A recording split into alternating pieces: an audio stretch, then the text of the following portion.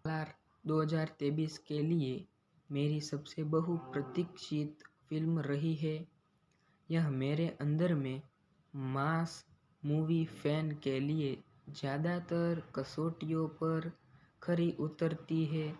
एक ऐसी mass movie जो एक ही किरदार के वर्चस्व पर केंद्रित है, नील निर्देशित, जो आम तौर पर एक नॉनसेंस एक्शन मूवी है जिसमें धमाकेदार सीन है और प्रभाव की बहुप्रतीक्षित वापसी जो अन्य चीज़ों के अलावा इस तरह के किरदारों के लिए ही बनी है।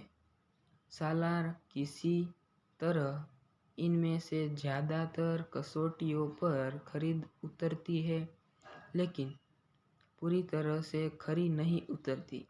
मैं इस समीक्षा को अलग तरीके से बताऊंगा कि फिल्म के अलग अलग पहलू किसी काम करते हैं, लेकिन किसी तरह कम पड़ जाते हैं।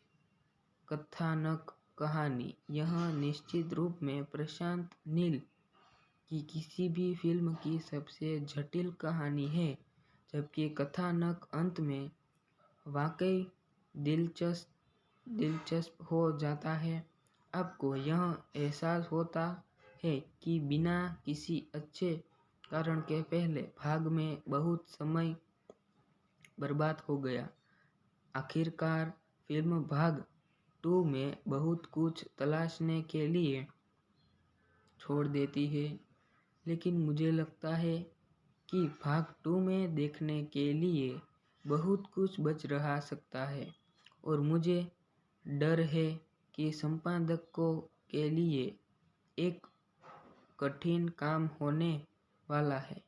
इतना कुछ बताने के बाद भी अभी तक पार्ट 2 की शूटिंग की योजना नहीं बनाना, जिसे नील ने इंटरव्यू में स्वीकार किया है, भी काफ़ी जोखिम भरे कदम है।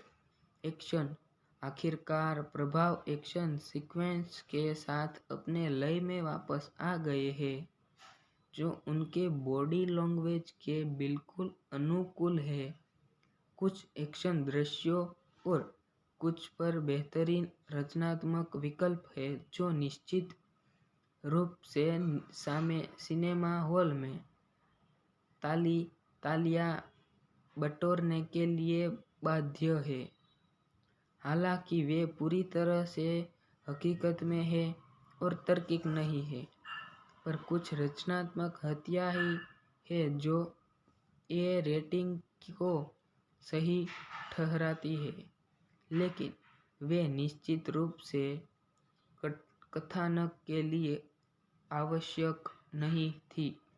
ऐसा नहीं है कि मैं शिकायत कर रहा हूँ, लेकिन मुझे कुछ एक्शन दृश्यों के लिए मुख्य पात्रों से कुछ और शारीरिक प्रयास देखना निश्चित रूप में अच्छा लगता है। कई बार यह बहुत ही शानदार और बहुत आसान होता है। पटकथा, प्रशांत नील की ताकत उनकी पिछली फिल्मों में कहानी की तुलना में पटकथा रही है, लेकिन सालार मूवी में इसके विपरीत है। फिल्म ज़्यादातर मास फिल्मों की तरह फ्लैशबैक कहानियों को बताने के पारंपरिक तरीके का पालन करती है, लेकिन जैसे फिल्म अंत के करीब आती है, फ्लैशबैक कथन में कोई बदलाव नहीं